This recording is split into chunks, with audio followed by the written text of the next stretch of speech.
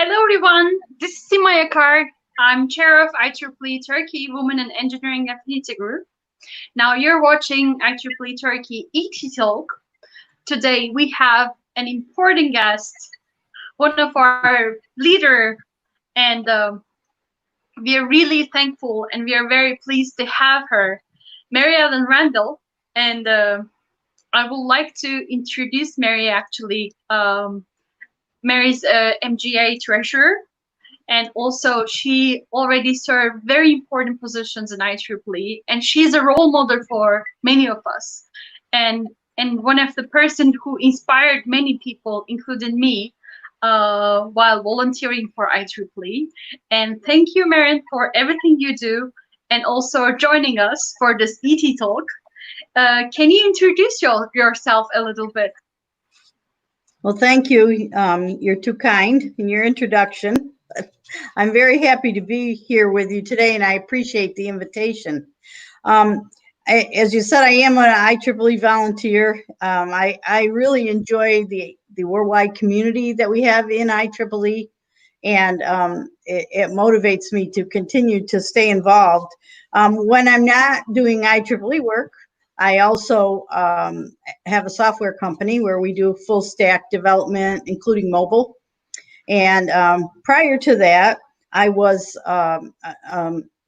in IBM for many years, and I was both a developer there and a manager there in hardware and software systems, services, a number of different roles. And I really enjoyed that and the challenges of that work as well. So I will mention Eta Kappa Nu in case folks are not familiar with that. It's an honor society and it is affiliated with IEEE. So if you're not a student Eta Kappa Nu member, you might want to look at it from a professional standpoint. And there are other professionals who will nominate you who are Eta Kappa Nu members. So that's something to look at. And it's for the profession of electrical and computer engineering. And so that is an important benefit that is available to many of us. So I'll give it a little plug. My biggest volunteer, as you said, I am volunteering as the treasurer for MGA this year. I also started the MOVE program in IEEE about 6 years ago, and I can tell you more about that, but it's a disaster relief program, and we also do STEM education with it. Before we move to your presentation, may I ask you to just tell us about your career as you're one of the leader. You have amazing career also. Can you tell us a little bit more about your professional life? My professional life, well, I have a bachelor's degree in mathematics, actually, and a master's in computer science. And I got the master's while I was working at IBM. I've done a number of different things over the years. I started writing as a developer, writing software that was used in the design of electrical chips and different electrical components. And over time, I did everything from like operating systems to, you might have heard of VM. I worked in that. I did digital video chips, which were encoders and decoders that are used for both broadcasting. And one of the chips that I managed, the development team, went into a ThinkPad, which was highly awarded. And that was the first time DVD play was available in a laptop device. Because for some of you young folks, you might not realize, but laptops didn't have that capability back then. So, so that was kind of a groundbreaking item there as well. But a variety of experiences have been beneficial to me over my lifetime, and I found it always exciting to do something new. Some advice that my dad gave me, who was a banker when I was growing up, and he didn't have a college education or anything.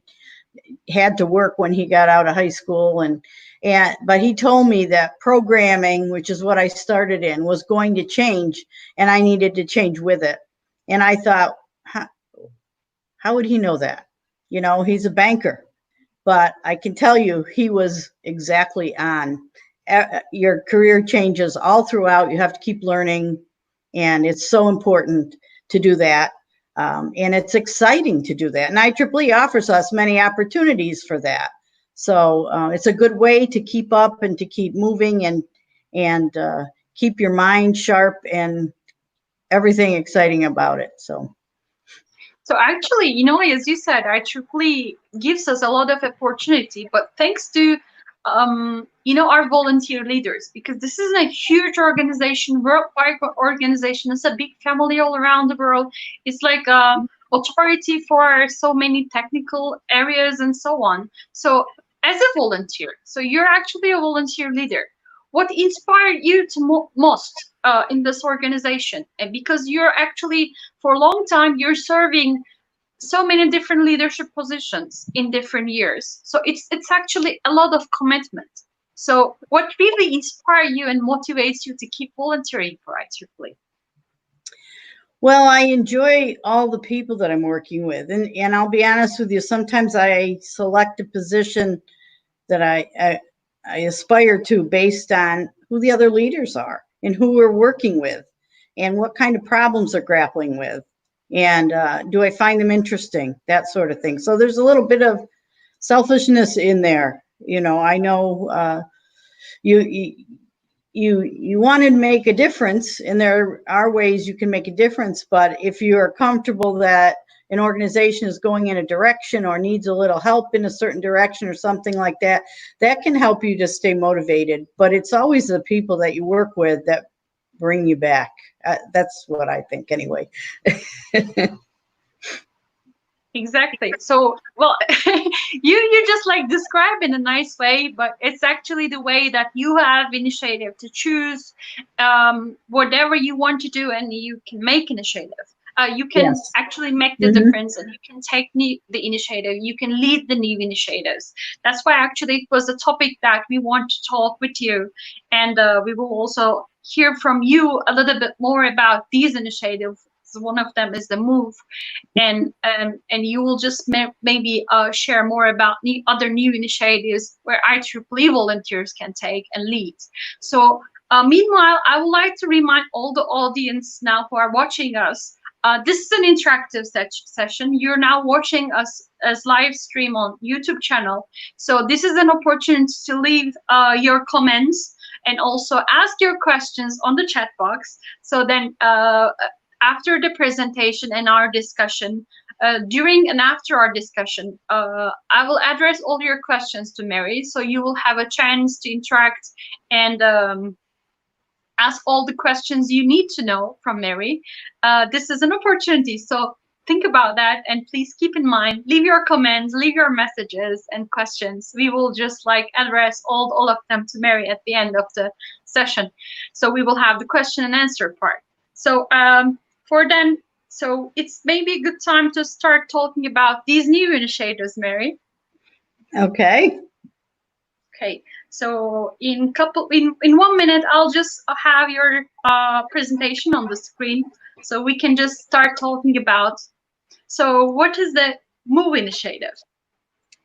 Well, MOVE is disaster relief initiative that helps to bring IEEE volunteers into one of the biggest problem-solving situations that you have. When there's a natural disaster, the infrastructure can be severely impacted. Many people can be without light, power, all kinds of support structure.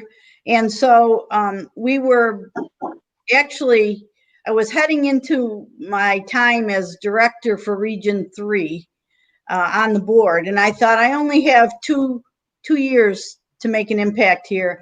And I'm leading the whole Southeast US and Jamaica. So what can I do to help our members and our leaders understand more about IEEE, get engaged, which I feel is a very important aspect of our IEEE life. And it does, getting engaged does have a huge impact on your satisfaction with being in IEEE and so on, and what you get out of it.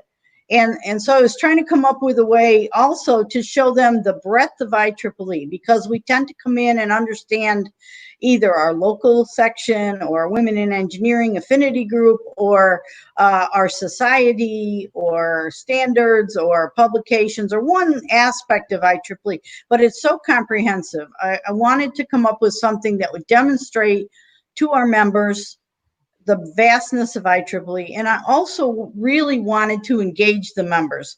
And so I started talking this up with the Region 3 leadership team, and we came up with the idea of doing a communications truck and helping after natural disasters. So that's how it was started. And we tend to take everything for granted, you know, like power. Turn the light switch, we have a light, right? And then a disaster strikes and the power is not available, and all the things that don't work then. People take for granted today their cell phones, that their cell phones will be there and they can always call someone or reach out to someone. It's not always the case, and I'll show you some pictures of different situations where that part of the infrastructure was demolished and so on. And we were able to go in and kind of fill in that gap, IEEE volunteers. And so it works for a while, right? So like you started this initiative in Region 3. So which year was that?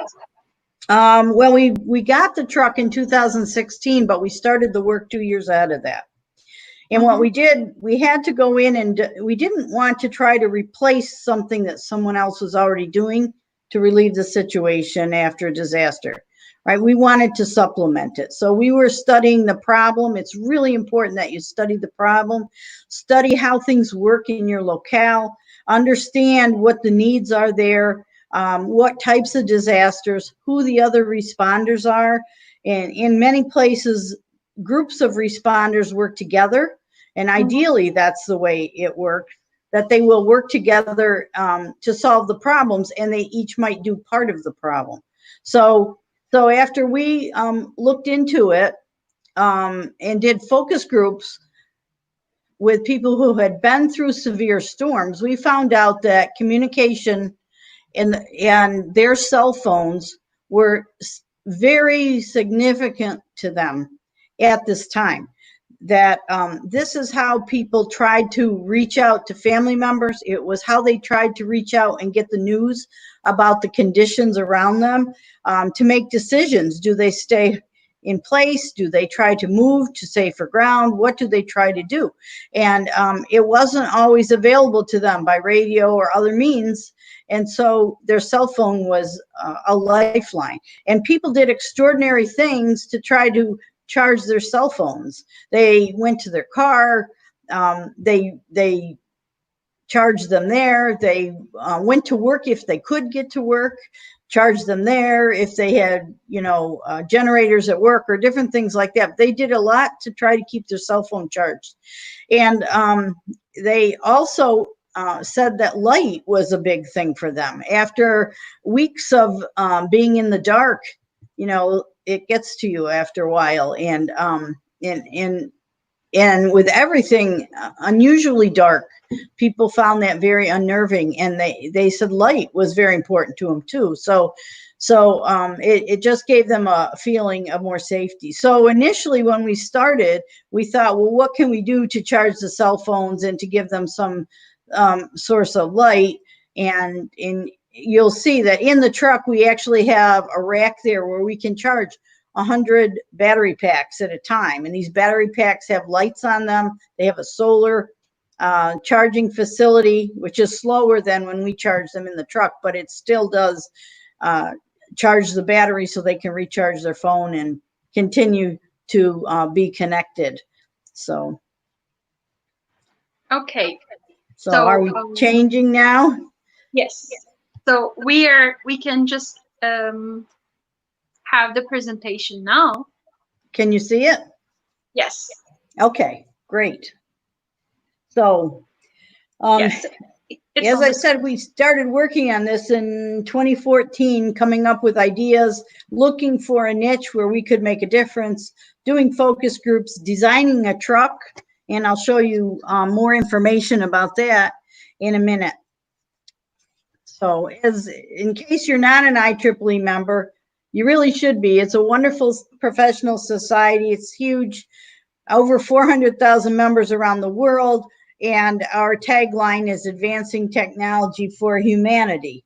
So MOVE is a volunteer program which permits us to put into practice that tagline. And we work with community partners, other people in the community, who provide relief services after a disaster has struck.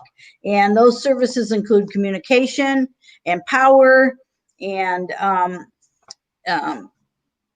helping with IT services, whatever is needed that is in our skill set. And in order to do this, you need to have those relationships established within the community outside of IEEE, so you work in harmony with the other people in order to provide these services. And that's really important, and that's some of the upfront work that has to be done before you really delve into doing a project like this. Now, we piloted it in the US, but we never expected it to be a US only program. We hoped that since this was something so different from anything IEEE had done, that we would show that we could operate the program efficiently. We had a lot of volunteer support, that we could really make a difference in the communities, and that it would be the kind of program that we could run with safety and feasibility all in mind. So we do now provide vital services, and we often provide them to emergency responders and sometimes also to the public. It really depends on the situation. Every time we deploy, it's different. The disasters take down different parts of the infrastructure. They affect communities in different ways. If you think about it, for engineers who love to solve problems, a disaster is one problem-solving experience after another. And so it's very gratifying when you can go in there and assist in that manner. Now, in the US here, we deploy as a partner of the Red Cross because their mission is very well tied to ours. It's not the same in every country, but this is the part where you can do some good research and figure out how things work in your locale. And it's really important to build that foundation so that you can set up a program that's highly effective. So we have a truck. Not everyone needs a truck, but ours is an independent off-grid setup where we have power and internet. We bring those in when they're not available. We can set up in 10 minutes. We have the satellite dish on top of the truck. I'll show you pictures of this in a few minutes. And we usually deploy with the American Red Cross. To get into an area for where a disaster has struck, we have to go under the government FEMA, which I'll explain that in a minute too. But we have to be in line with their supporting structure and how things work in harmony that way. And so the Red Cross is a good match to us. Now, they are alleviating human suffering. That's what their mission is. And so we're trying to help humanity. They're alleviating suffering, and we come together and help them with the disaster services technology work that they do after a disaster. And so we actually deploy with them. The Red Cross gives us access to the disaster area. We are a national partner with them. They provide our volunteers. We didn't want to send volunteers out there where they couldn't get a hotel room, or they couldn't get a place to sleep, or they couldn't get food, or they couldn't get water, or something like that. So when we deploy the Red Cross and get to the site, they take care of all that and make sure our volunteers are kept well. And in return, we do use our truck as one of the entire tool set used in the disaster response. And I'll show you a little bit more about that as we go down a couple other slides. But in where I live and in the east coast of the southeast coast of the U.S., hurricane season is usually starts, it's considered to start June 1st. We have been called prior to that. And it's usually hurricanes that start this whole flooding scenario, but it's not always. And again, I'll talk a little bit more about that as I progress. But the kind of things we get called out for are after the infrastructure's damaged, usually by a storm. It could be a hurricane, it could be a typhoon, cyclone. It could be flooding where there's been successive rain, heavy rain and multiple times. And then there's, wide scale flooding, wildfires, anything like that. Those are the kind of things that we get called out for. And so when we're not in that period, so over the winter months, we tend to do STEM education, which is science, technology, engineering, and math. We go to schools, we go to public events, we try to show people the technologies that we use on the truck, which are all developed, excuse me, by IEEE members and so on. So we've been to 15 natural disasters since getting the truck in March of 2016. It's been pretty steady. Everyone is different though, as I said, and we usually get the truck in front of about 50,000 people a year. So they learn about what IEEE is doing, what IEEE members do, the technologies we develop, how we help after disasters, and so on. And we've been all the way, if you're familiar with US geography, from New York, Massachusetts, all the way down to Texas, and then north of that up into Missouri and so on. So we've been the whole most of the coast of eastern coast of the US, and then inland quite a bit as well in responding. Now this picture was at a hurricane where we were again partnered with the Red Cross. You'll see the move truck on the right, so that's the first picture of the truck, the Red Cross in the middle, and then FEMA on the left. And FEMA is the Federal Emergency Management Agency, and again, that's the federal agency that does the high level planning, response, organizing, etc. They're the overarching agency for that, and they work with non-governmental agencies like the Red Cross. I don't know if you're familiar with some of these other ones, but the Salvation Army, they may give shelter and food and things like that. We have a church group that's quite large that provides food, and they'll work with either the Red Cross or someone else to provide food to survivors and different things like that. So all these agencies work together when there's a big disaster, and we're right in there with them. As you can see, the move truck is there. Of note, the move truck was designed, is maintained, and operated by IEEE volunteers. Some of the volunteers drive the truck, but many more serve on the crew during disaster response. Others help keep the truck equipment up to date. So we have people who never leave home, but they still help with the move program. We have people who communicate to interested parties. We have social media folks that help us with that. We have people who are working on developing training, because as you could guess, the equipment changes, the regulations for driving the truck change, all these things, and we have to keep all our volunteers up to date on it. But it's a wonderful community, sub-community of IEEE, the people that work on it. And we work on finances because we're funded by donations. And so that's really one of the harder things, is to figure out your financial model and how you're going to keep the program running on a continuing basis. And we've been very fortunate in that regard so far. So here we are deployed, and as I said, you see the FEMA truck and you see the Red Cross truck and us. Now, since We are with the Red Cross. We do work on our truck systems, but we can set those up very quickly and then they'll run. And then we go in and we help with Red Cross deployment of technology services. So some would call that IT work. Sometimes it's as simple as answering a question about somebody with someone who has difficulty using their laptop.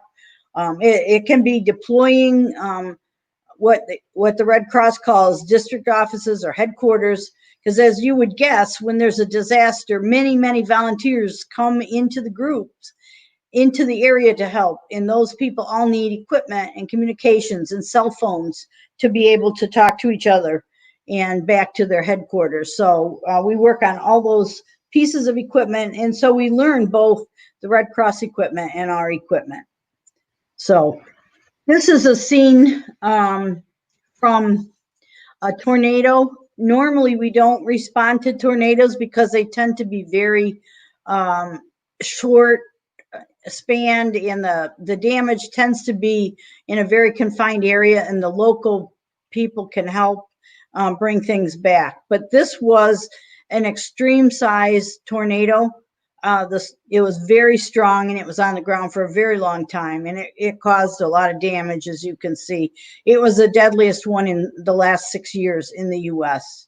So here we were able to help call to get supplies and help to where they were needed with our communication capabilities. We had multiple agencies. As I mentioned, under the FEMA structure, there are a lot of agencies that provide different things. So we set up internet access. We might go to a parking lot or some pre-designated area and provide Wi-Fi to other agencies that are there. It's common to try to bring all the agencies together so that when someone is hurt by the disaster, they can go visit each one of them all in the same day in the same place. And we often support something like that. And of course, we help people connect with their families as well, which is very important in this sort of thing. This was another one we were at in 2019, and it was a unusual asymmetrical tropical cyclone, and Louisiana gets hit quite a lot, but this one again hit Louisiana, and we have one going on in Louisiana today. It's a tropical storm level, which has a lot of rain with it, but so far things are looking pretty good there. It's not as bad as could be. So sometimes we plan for the worst and experience the best, or hope for the best, but we get in position and we help any way we can. So in this particular one, we provided community support and education. Hurricane Dorian, again, 2019, we basically followed it up the coast. They kept thinking it was going to hit the coast of the US. And so we started down in Florida and continued up until it finally hit hard in North Carolina, which is my home state. We get hit quite a lot. Besides the waves and so on, the storm surge, we do get a lot of flooding, particularly in the eastern part of our state where it's low lying going out to the ocean. And there was significant damage on these Outer Bank islands. There we were able to help with the feeding of the victims and the volunteers. Again, our communications capabilities and our onboard power were extremely important for that. This is from one of the worst hurricanes that we've responded to, Hurricane Michael, and this is in Florida. And we deployed west of where the hurricane was supposed to hit, and then once it came in, we drove the truck in there. This was really bad. The whole town was leveled. I don't think there was a building that was still intact. Our volunteers went in after the storm, and they still spent 8 days without water. There were no cell towers. They said it was very eerie to try to use your phone, for example, to try to find out where you were in the streets, because the cell towers were down. They had to eat prepackaged meals, drink bottled water. Luckily, we had all that available. and their accommodations were very basic. They actually slept in the truck, but they helped the search and rescue people to find survivors, and a number of other, they supported shelters with the Red Cross, several things. So this was quite a devastating one, and the responders had been to, over 10 each. This one really affected them. And it's not uncommon to see buildings that are leveled or no longer usable, like these, and they can come from water damage. Most of the time, that's what the damage comes from. Sometimes some of it's wind. In the one I showed you where with the street view, that was all wind, almost all wind. But on a happier note, we also do happy things, and we take this, the truck to schools and public visibility events and things like that. And we try to expose students to the concepts and the kinds of equipment that we use and develop in IEEE, that our members develop. And so even the public, we have IEEE members come in and say, I had no idea IEEE does something like this. And they find it nice and comforting to know that we're out there making a difference. So these are all the capabilities in the truck. And I can go through them real quickly if you'll permit me. Again, it's been designed by a group of engineers, all of us in IEEE. Here it is with the satellite dish deployed on the right. This is the interior, and the left side picture, you can see we have office space in there where we can do planning and communications and anything we need to do. We have televisions in it, or monitors in it, where we can display information. We also carry monitor that we can display outside. On the right-hand side picture, if you look at the left where you see those dark black, those are the equipment racks. Yeah, all the boxes in there were Red Cross equipment that we were moving from one place to another, because we have the capability to load up supplies and take those as well. That was all IT equipment. And here, this is how we control the satellite. It's pretty nice. It's self-pointing, so you push the button on the display and it launches itself, and it figures out where the satellite is, and it locks on. And so that's why in just a few minutes we can be getting access to satellite communications. We also have IP phones on board that we run across the satellite, and we have a video conferencing phone, and of course we have monitors, so we can do video conferences and stuff in there too. And we keep track of the news while we're and the weather, because those are important factors when you're doing disaster work. This is our networking equipment. We can connect remotely to the truck when it's deployed, so it's possible for someone else to assist from a distance. We carry access points, which we use to extend the reach of our network. And again, we provide it to the Red Cross or disaster relief workers. In Hurricane Michael, it was the folks who were doing search and rescue, looking for survivors. They wanted to reach their families too. We helped them with all of that. So this is, on the bottom right, is one of the power banks that we charge. You'll recall I said that people do, they want their cell phones to work. The cellular towers are not always working, but if they are, then they really want their phone charged. So that's the battery packs that we have on board, and we can do up to 100 at a time. We have a generator on board as well. And with that generator and these solar panels, which are on the roof of the truck, we can run for more than 6 days uninterrupted, 7 days, or 7 hours, 24 hours a day, excuse me, for 6 to 7 days before we have to go and refuel. So it's pretty effective, because it's sometimes hard to get fuel during a disaster. But the satellite dish itself is shown in the front part of the picture on the left, and that's when it's stowed and down on the truck, but it also, raises up in order to be used. And we're looking at the truck on the left from back to front. On the right is a solar charger, and the generator combined with the solar panels keep the AGM batteries charged. So the truck's always ready to go. We never have to plug it in or anything, and it's ready to go at any time. And that system that shares that power and stores the power and everything was designed, the specifics for this truck were designed by one of our IEEE members.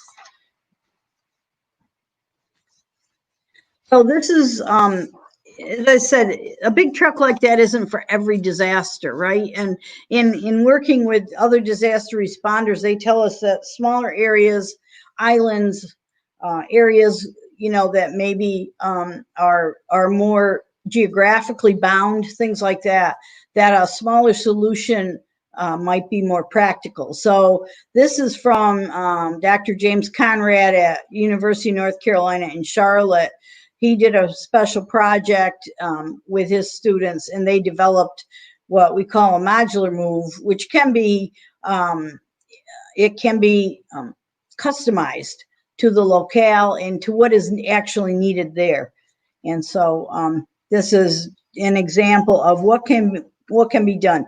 In speaking with other disaster responders, they really say islands are a challenge because, everything gets wiped out. And speaking to Coast Guard from some, actually in Jamaica, they want to take something like this and just go one end of their island continually gets cut off. They want to be able to go there after a hurricane and go and set up communications there. So they're looking at something like this. So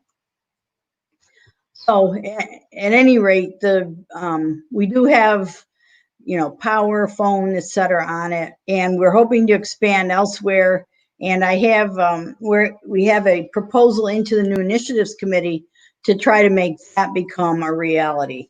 And so I'm happy to answer any questions or help anyone who's thinking about this. We have a procedure that we went through in order to study and evaluate, approaches and so on. So feel free to reach out to me and be happy to try to help you in that regard. Thank you. Mary, this is really wonderful. And this is like the power of a volunteer, IEEE volunteers, like how we can impact in society and how we really advance technology for humanity. It's just like probably one of the best examples by IEEE volunteers. Thank you for sharing and encouraging us. Oh, thank you. For this initiative. As you said, and this is now like, this is a great example already, that what you have done for, and the region 3 and so on. So, but this is opportunity for all the sections now, just to this similar new initiatives that you will lead. Actually, can you give a little bit more example on this? Because for some regions, then I know they would like to do something similar, or they would like to customize and localize this initiative according to their needs. So what they can do. Can you give us some examples or tell us what are the opportunities? Sure. Well, I'll give you an example. Puerto Rico, although it's part of the U.S., it's actually Region 9, which is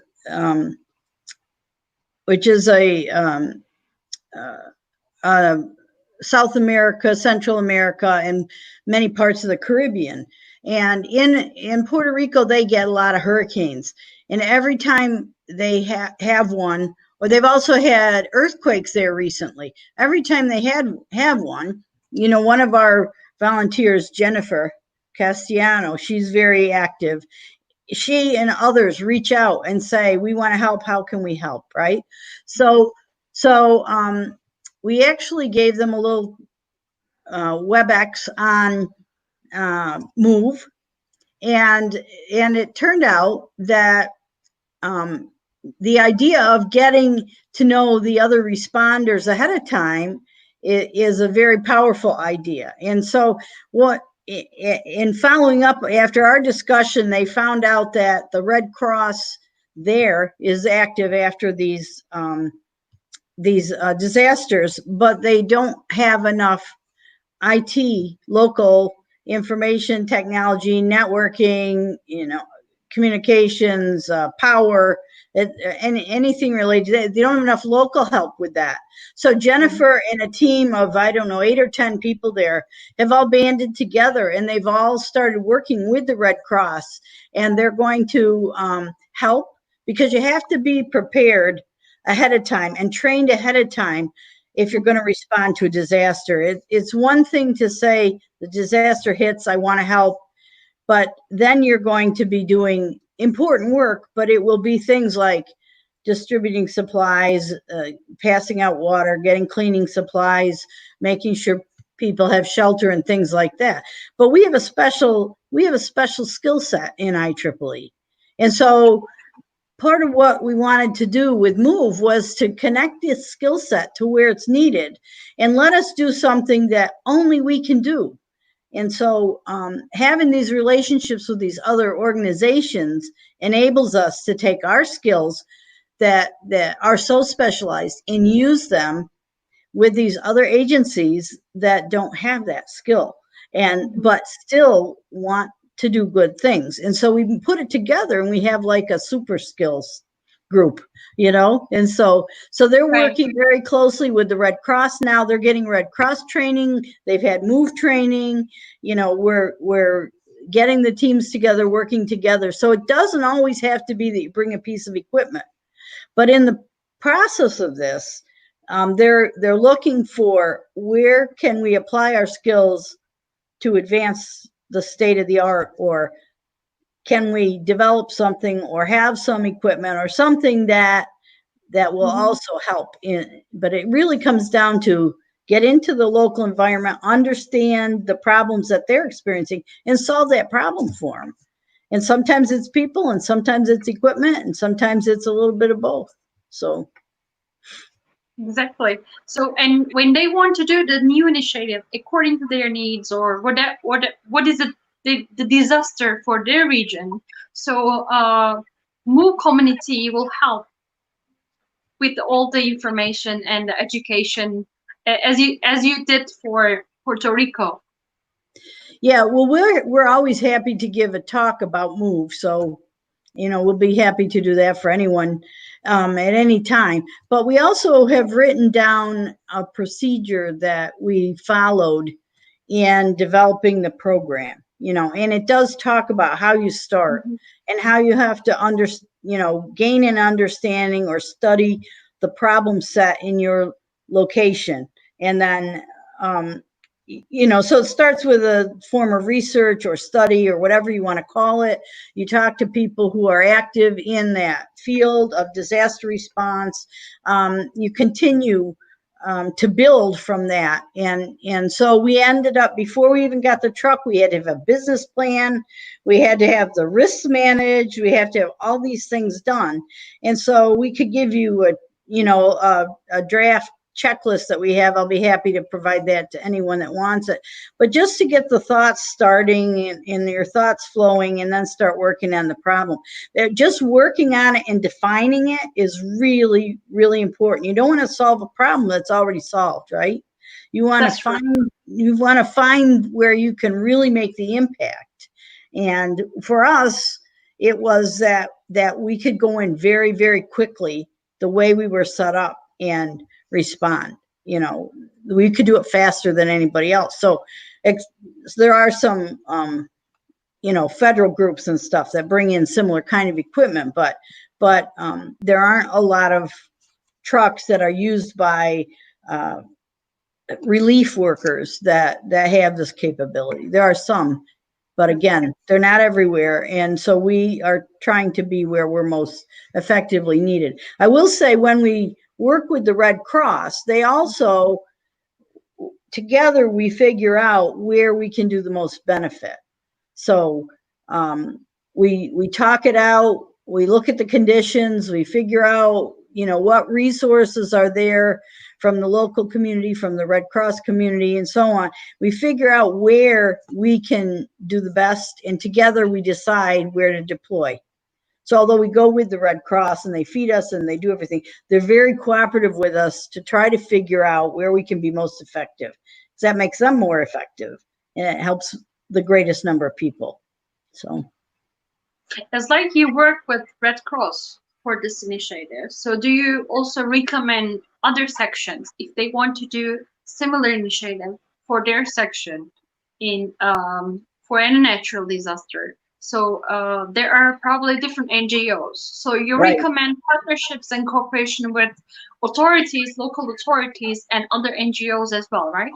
Yes, right. And it's not the Red Cross everywhere, because we thought, okay, there's a national Red Cross and Red Crescent movement, but we found in working with this that some countries, it's other NGOs that are more in line with what we do and that are very active there. But you're right, there's almost always a government authority involved, and there's also many NGOs. And so the key is to study that problem space, find out how do we fit in the best, how do we serve people the best way, and use our talents, because we do have really valuable, talents that are not there in everyone in the population. And so if we can put those things together, it's really powerful. That's really true. Thank you so much. With these great initiatives as IEEE volunteers, we can really change the world in good direction, and we can really help all our communities, and we can really leverage technology for our humanity and everything. That's right. There was a poet and author named Maya Angelou. And she said, I'm going to paraphrase, but she said, people will never remember what we said or what we did, but they will remember how we made them feel. And if you think about that, people who have just lost everything or lost a significant part of their life, maybe it's their personal pictures, maybe it's their home, maybe it's part of their family, maybe they're really feeling deeply then. And if we can help provide them some kind of comfort, connect them to others who love them, or give them a cold drink or whatever they need, that's what's going to have a big impact on them. And then from there, we hope to help that they will recover, but they need that human connection, and we can do it even though we're in the engineering space. We can give a very close human connection and help people to rebuild their lives after these things happen. That's such a wonderful initiative. Thank you, everything you have done for this project and leading many societies and many communities just to do a similar initiative, Mary. Thank you. My pleasure. I mean, I was impressed when I heard this project for first time, but of course, I just followed all the improvements there. So it's great to know that you're having such a wonderful initiative right there and supporting this initiative everywhere around the world. So we will change the world and we will impact the society. That's right. So, well, actually, lastly, I would like to ask you as a volunteer, do you have some advices for I'll ask in two different ways, like our professional volunteers in general, and later our young volunteers, students, including students and young professionals. So would you mind sharing your advices to our volunteers? Sure, I'd be happy to. I always like to give advice. That's what my children say. No, as I said earlier before, at the very beginning, so you're such a great role model for many volunteers. So we are all inspired by you. I would like to give the opportunity to those volunteers and non-volunteers, whoever are watching us now, just to hear from you. That is a privilege. Thank you. Well, sometimes when we're in a meeting and we talk about engaging others and things of that nature, I do a little survey at the beginning, and I asked, how did you get engaged with IEEE? And when we go around the room and people say, and I'm not, how did you join, but how did you get engaged? Because usually it's a group of volunteers. I find that someone invited them in. Someone said, would you help me with this? Or would you do the registration at this meeting? Or, you know, would you, like to join me for lunch? Or something like that. But it always goes back to the person. So the person-to-person interaction, I think, is so powerful, and we can't forget that. People come to IEEE and they stay because of who we are, right? That's what drives them. So as an older volunteer, if you're not finding what you want or what you're interested or you're passionate about, keep looking and keep talking to people and keep inviting people in, because that will help you as well. And look for, it's such a broad organization, look for what's of interest to you and what really sparks you. That's what's going to be key to your experience being extremely positive. And for young people too, I know I have grown children and I have grandchildren, and when they really get excited about something, things happen. And so look for your passion, learn all you can about IEEE. There's a Discover badge in Collaboratech right now that's available, and I believe it takes you through all these different areas available in IEEE. See what matches you and match your interests. That's the key. And you'll get so much more out of it if you volunteer and you spend some time and you get to know people. It's wonderful, wonderful. And I think our number one thing that we have is we have this huge, wonderful worldwide network of professionals. You can tell a technical joke, people will get it. It's just a wonderful place to go to be with other like-minded people. So it's actually such a big family, but it's also very close family all around the world, isn't it? So yeah. And there are a lot of opportunities, like for every stage, like when you're a student, when you're young professionals, when you're like very experienced in your professional life, there are always many different opportunities, many doors to open, and you have a huge support from the other volunteers. Mm-hmm. When you keep networking with people. So that's actually a great opportunity. Trying to make it easy for the people who come behind you and supportive of those that come behind you is important too. And I have to mention my granddaughter who wants us to have a junior membership. And she's very passionate about it, and she pushes me all the time, and I'm working on it. But it's important to think about the future people. And if you don't have a passion project, look there, because you can make it easier for those that follow. And we're actually inspiring also the younger generation who will be leaders for the future, for future of all of us, and also future of IEEE. Right. We're working hard for them too. Like our students also, they're doing a lot of initiatives for, like younger people, the pre-university level. Not all volunteers, because like our volunteer membership status starts from the students, like bachelor student, but still we have a lot of interaction with even younger people who will be the leader of IEEE and also for technology. Right. Which is great. Right. So like we cheer for your granddaughter from here. And hello to my grandsons too. Oh yeah, of course. For both. Who have to build robots and stuff, being in this family. That's very exciting. And so far from audience, we don't have any other new questions. We already covered all that. Very good. Thank you so much, Mary, for sharing all those valuable information and inspiring us during this hour, and taking your time, just being our guest for IEEE Turkey Women Engineering TT Talk, ET Talk.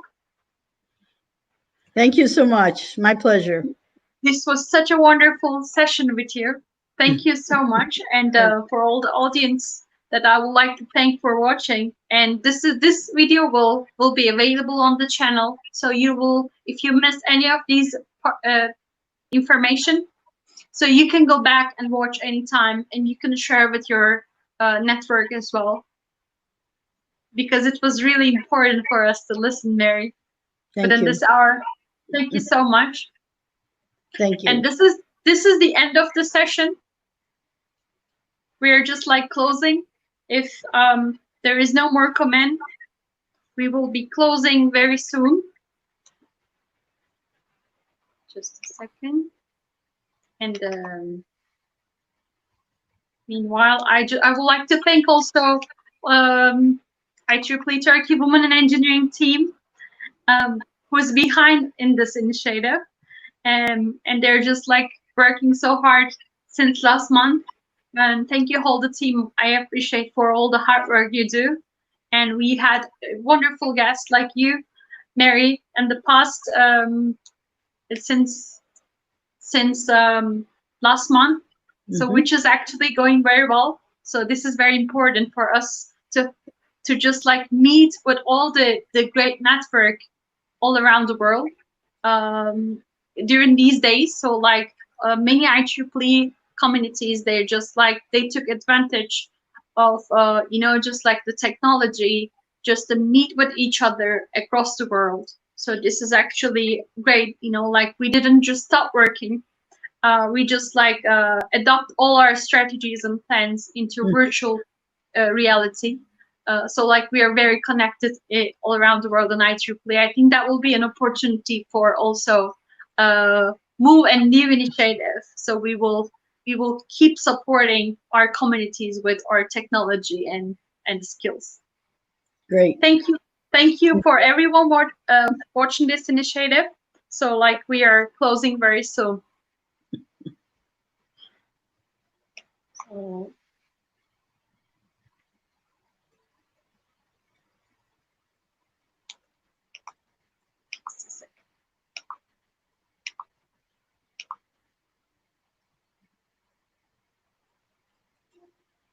So this is the end of the broadcast.